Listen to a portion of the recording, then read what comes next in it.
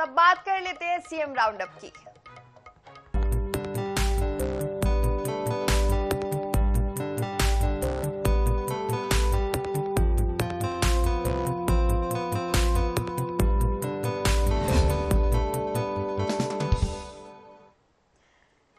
मध्य प्रदेश के मुख्यमंत्री डॉक्टर मोहन यादव ने छिंदवाड़ा और पांढुर्णा जिले को बड़ी सौगात दी है। उन्होंने छिंदवाड़ा में 506.29 करोड़ रुपए के 105 और पांढुर्णा में 362.80 करोड़ रुपए के 67 विकास कार्यों का लोकार्पण और भूमि पूजन किया। इसके अलावा जामसावली धाम में हनुमान जन्मोत्सव के कार्यक्रम का शुभारंभ भी किया। देखिए खास रिपोर्ट।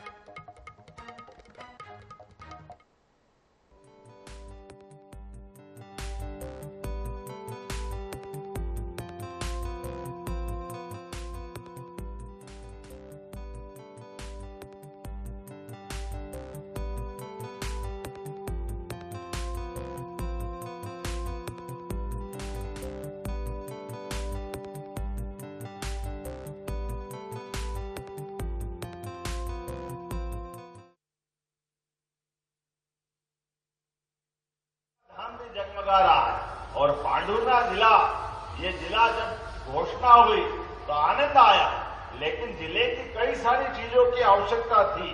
ऐसे में यहाँ कलेक्टर कार्यालय, एसपी का बैठने की जगह, ये सारे कामों की आवश्यकता थी, लेकिन समय के साथ जिला बनने के बाद ये लंबे समय तक पेंडिंग रहा।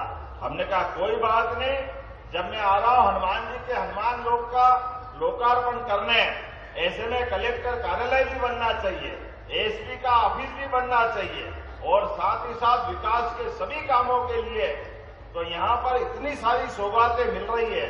जिला पंचायत का भवन, जनपद पंचायत का भवन, पांढुर्णा में जल प्रबंधन परियोजना का भूमि पूजन, पांढुर्णा में रेलवे ओवरब्रिज का भूमि पूजन, जाम नदी पर पुल का भूमि पूजन, पुलिस अधीक्षक कार्यालय, इतने प्रकार के काम मिल रहे हैं। आप बताओ, हनुमान जी का तो आपने को आशीर्वाद है ही, लेकिन यशस्वी प्रधानमंत्री के नेतृत्व में जब देश आगे बढ़ रहा है तो मध्य प्रदेश आगे बढ़ रहा है। जोरदार अभिनंदन करें प्रदेश के सभी विकास कामों के लिए। इस दौरान मुख्यमंत्री धार्मिक कार्यक्रमों में भी शामिल हुए।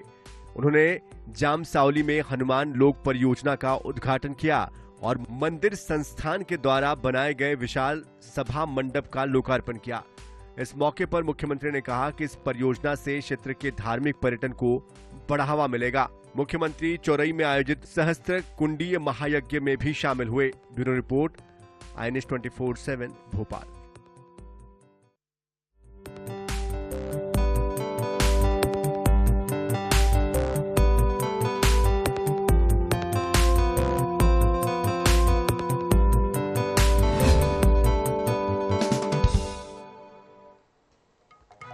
भिलाई की इस्पात नगरी में श्री राम नवमी के अवसर पर आयोजित श्री राम जन्मोत्सव समिति के 41वें भव्य आयोजन ने पूरे शहर को भगवामय बना दिया है। श्री रामली मैदान में पावर हाउस में आयोजित इस कार्यक्रम में हजारों श्रद्धालु भगवा ध्वज और जय श्री राम के उद्घोष के साथ पहुंचे। दीप प्रज्वलन, हनुमान चालीसा पाठ, आकर्षक झांकियां और सांस्कृतिक कार्यक्रमों ने माहौल भक्तिमय बना दिया। जन सहयोग से तैयार महाप्रसाद इस आयोजन की खास पहचान रहा, जिसमें लाखों लोगों की भागीदारी दिखी। एक मुट्ठी दान श्री राम के नाम अभियान के तहत भिलाई के लगभग 1 लाख परिवारों से संग्रहित अन्न से महाप्रसाद तैयार किया गया, जिसने सामाजिक एकता का संदेश दिया। कार्यक्रम में कैबिनेट मंत्री गजेंद्र यादव, पूर्व विधानसभा अध्यक्ष व समिति के संरक्षक प्रेम प्रकाश पांडे, INH हरिभूमि के प्रधान संपादक डॉक्टर हिमांशु द्विवेदी, भाजयुमो प्रदेश प्रभारी आलोक डंगस, छत्तीसगढ़ बाल संरक्षण आयोग की अध्यक्ष वर्णिका शर्मा भी शामिल हुई। आयोजकों ने इसे सामाजिक एकता और संस्कृति को जोड़ने वाला महापर्व बताया।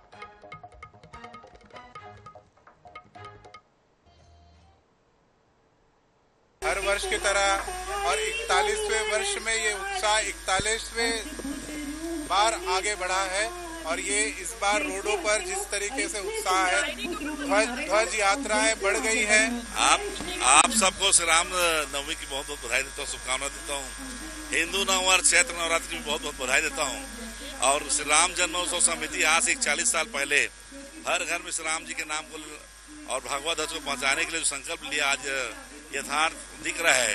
ये 41वां वर्ष बड़े धूमधाम से तमाम राम भक्तों के और राम जन्मोत्सव समिति के उन तमाम कार्यकर्ताओं के प्रयास से, भिलाई के लोगों के सहयोग से अच्छे से संपन्न हो रहा है। रायपुर पुलिस ने अंतर्राष्ट्रीय ठगी करने वाले फर्जी कॉल सेंटर गिरोह का खुलासा किया है। गंज और राजेंद्र नगर थाना क्षेत्र में चल रहे 3 कॉल सेंटरों पर छापेमारी कर 42 आरोपियों को गिरफ्तार किया गया है। आरोपियों के पास से बड़ी संख्या में मोबाइल, लैपटॉप और कंप्यूटर बरामद हुए हैं। यह गिरोह खुद को कस्टमर केयर अधिकारी बताकर अमेरिका और यूरोप के नागरिकों को निशाना बना रहा था। फर्जी नंबरों के जरिए लोन और रिफंड के नाम पर लोगों से ठगी की जाती थी। पुलिस के मुताबिक गिरोह शाम के समय सक्रिय होता था, जब विदेशों में दिन रहता है। फिलहाल सभी आरोपियों से पूछताछ जारी है। अब तक यह देखने में आ रहा था कि भारतवासी ठगे जा रहे हैं, खासकर नाइजीरियन गैंग, चाइना गैंग, वे जो हैं ऑनलाइन ठगी कर रहे थे, साइबर ठगी कर रहे थे। लेकिन अब भारतीय ठगों ने भी इसका माकूल जवाब देना शुरू कर दिया। राजधानी रायपुर में ऐसे ही एक गिरोह का खुलासा हुआ है जो कि विदेशियों से ठगी की वारदात को अंजाम देता था। यह आप देख सकते हैं अंजनी टावर है। अंजनी टावर के जो है फ्लैट नंबर 202 में ठगों ने अपना अड्डा बनाया हुआ था। इसका खुलासा रायपुर पुलिस ने किया। इसके अलावा जो 2 अन्य स्थान थे जो कि पिथालिया कॉम्प्लेक्स के फ्लोर नंबर 1 और फ्लोर नंबर 2 में संचालित हो रहे थे, यहाँ से भी जो है युवक युवतियों को गिरफ्तार किया गया। करीब 42 लोगों की गिरफ्तारी हुई है और करीब करोड़ों की ठगी का खुलासा हुआ है। यह भी खुलासा हुआ है कि जितनी भी ठगी की वारदात हुई है वह अमेरिका सहित अन्य जो यूरोपियन देश है वहाँ पर वारदात को अंजाम दिया गया है। फिलहाल जो है सभी को पुलिस ने रिमांड पर लिया हुआ है और इस पूरे मामले की तफ्तीश जारी है। कैमरामैन मलकीत सिंह के साथ मनोज नायक, INS 24x7 रायपुर। वहीं भोपाल से भाजपा के पूर्व सांसद आलोक संजर के वकील बेटे अनंत संजर के साथ कोर्ट में मारपीट का मामला सामने आया था। मारपीट का आरोप उनके साले विदित भटनागर पर लगे थे, जिसके बाद अब विदित सामने आए। उन्होंने अनंत संजर पर ही मारपीट करने और प्रताड़ित करने का आरोप लगाया। उनका कहना है कि पूरा विवाद संपत्ति को लेकर है। विदित का कहना है उनकी बहन के माध्यम से अनंत संजर संपत्ति में हिस्सा चाहते हैं। उन्होंने कोर्ट में उन पर हाथ नहीं उठाया, बल्कि संजय ने ही विवाद किया। हालांकि मामले में 2 वीडियो सामने आए थे, जिसको लेकर दावा किया गया था कि विदित अनंत संजर के घर पर जाकर उनकी पत्नी से मारपीट की थी, जिसके चलते उन्होंने बचने के लिए खुद को बाथरूम में रखा। इसे लेकर विदित ने कुछ और वीडियो जारी कर आरोपों को गलत बताया। जानकारी अनुसार 2 दिन पहले कोर्ट में अनंत संजर और विदित के बीच विवाद हुआ था, जिसके बाद विदित पर मारपीट के आरोप लगे थे। इसी के चलते विदित को मारने के लिए बड़ी संख्या में वकील एकत्रित हो गए थे। सर एक्चुअली मामला पूरा ये है कि मेरा तो सिंपल सेक्शन 9 लगा हुआ था। मेरी वाइफ जो है उसको इन्फ्लुएंस करा है हमारे जीजा जी ने, मतलब वो हमारा घर कुल मिला के तोड़वाना चाहते हैं और वो हमारी वाइफ को मतलब भड़का के रखा है। और मतलब वो हमारी वाइफ हमसे 10 महीने से मतलब हमारे घर में नहीं है हमारे साथ। तो मैं ये कहना चाह रहा था कि मैंने अपनी बीवी को बुलाने के लिए सेक्शन 9 लगा रखा है। बात कर लेते हैं बिलासपुर की, जहां एंटी करप्शन ब्यूरो ने मुंगेली के सुरही रेंज के रेंजर पल्लव नायक और डिप्टी रेंजर मनीष श्रीवास्तव को 50,000 की रिश्वत लेते रंगे हाथों गिरफ्तार किया। आरोप है कि दोनों अधिकारियों ने वन विभाग में की गई शिकायत के मद्देनजर आरोपी से कार्रवाई रोकने के लिए रिश्वत मांगी थी।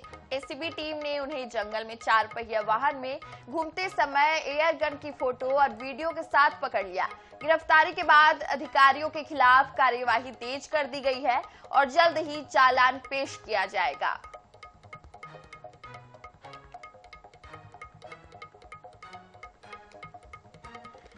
सिवनी जिले के कान्हीवाड़ा थाना क्षेत्र के कान्हीवाड़ा मटिया टोला रोड पर स्थित एक रुई फैक्ट्री में अचानक भीषण आग लग गई। आग इतनी भयावह थी कि उसका दायरा लगातार बढ़ता जा रहा था, जिससे क्षेत्र में हड़कंप की स्थिति निर्मित हो गई। फैक्ट्री में रखा भारी मात्रा में ज्वलनशील पदार्थ आग को और भड़काता गया। पास ही गैस एजेंसी थी, जिससे खतरा और बढ़ गया। बड़ी घटना की आशंका में घटनास्थल के ठीक बाजू में एचपी गैस एजेंसी को सुरक्षा के मद्देनजर आनन फानन में खाली कराया गया। रुई फैक्ट्री में लगी भीषण आग की सूचना मिलते ही पुलिस मौके पर पहुंची और स्थिति की सूचना फायर ब्रिगेड को दी। फिलहाल आग लगने के कारणों का पता नहीं चल पाया है। घंटों की मशक्कत के बाद आग पर काबू पाया गया। तो रुई फैक्ट्री में ये भीषण आग लग गई, जिससे लोगों में हड़कंप मच गया। आनन फानन में गैस एजेंसी जो पास में था उसे भी खाली कराया गया। कान्हीवाड़ा थाना क्षेत्र का ये पूरा मामला बताया जा रहा है। फिलहाल अभी आग लगने के कारणों का पता नहीं लगाया जा सका है।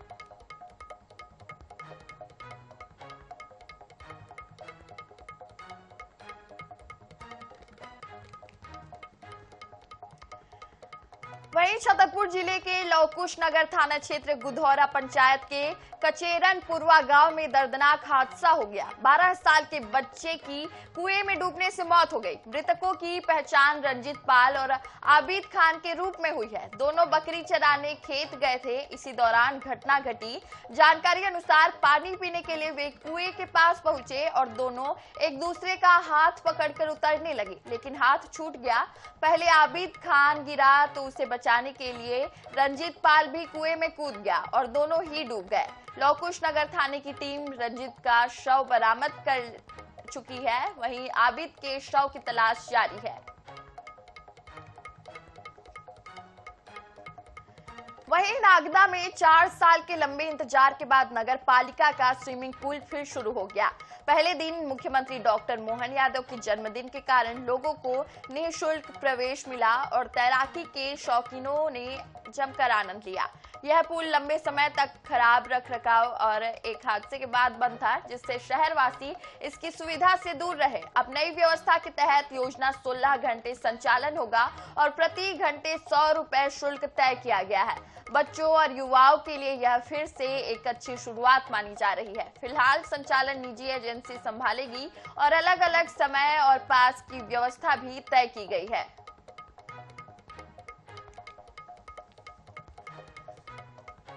तो अब बात कर लेते हैं सूरजपुर की। सूरजपुर प्रतापपुर के जगन्नाथपुर खदान के सामने ग्रामीणों का आंदोलन 8 घंटे के बाद स्थगित हुआ। प्रशासन और एसईसीएल की समझाइश के बाद लोग शांत हुए। एसईसीएल पर गांव वालों का आरोप है कि जबरन भूमि अधिग्रहण कर घर गिराया जा रहा है। इधर गांव वालों के समर्थन में अनुसूचित जनजाति आयोग के पूर्व अध्यक्ष भानु प्रताप सिंह और कांग्रेस जिला अध्यक्ष शशि सिंह धरने में बैठे रहे। इस दौरान ज्ञापन सौंपकर बात रखी गई।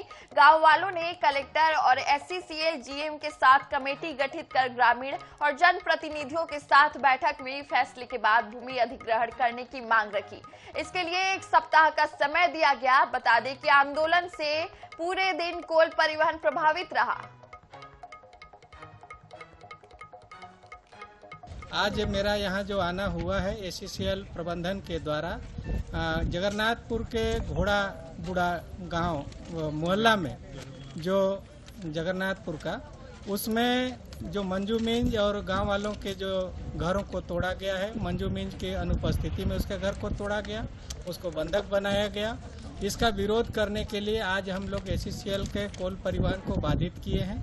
आज जिला कांग्रेस कमेटी समर्थन देने के लिए आई है महांत्री में। जिस तरह से कल हमने सुना कि यहाँ जो हमारी जिला पंचायत की पूर्व सदस्य थी मंजू मिंज, उनका घर को तोड़ दिया गया।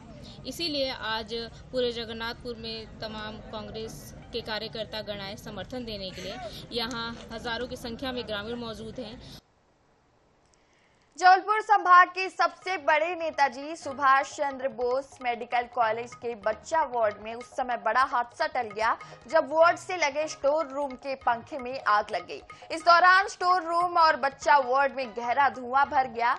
इस दौरान परिजन में अफरा तफरी भी मच गई और आनन फानन में लोग बाहर की ओर भागने लगे। इस दौरान एक नवजात बच्चे की अज्ञात कारणों से हुई मौत को लेकर परिजन और डॉक्टर आपस में भिड़ गए।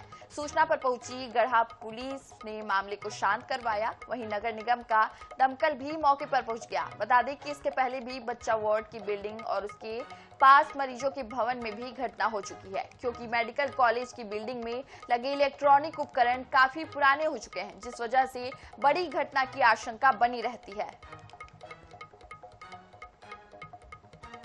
नहीं, आग एकदम से लगी, पीछे सब बच्चे थे, पीछे अचानक से आग लगी। कहां पर लगी? पीछे तरफ वाले कमरे में जो सारे बच्चे थे, बच्चे भी अभी हुई सर एक घटना। कारण अभी तो उनको पीडब्ल्यूडी को हमने पूछा है, वो जांच करेंगे कि क्यों शॉर्ट सर्किट हुआ, उसमें क्यों आग लगी उस पर्टिकुलर उस फैन में, क्योंकि पूरी लाइन चालू है, एसी अभी भी फिर से चालू है। नहीं, कोई जनहानि नहीं हुई और उसमें एक फैन में आग लगी थी, उसको तुरंत डिस्कनेक्ट कर दिया गया।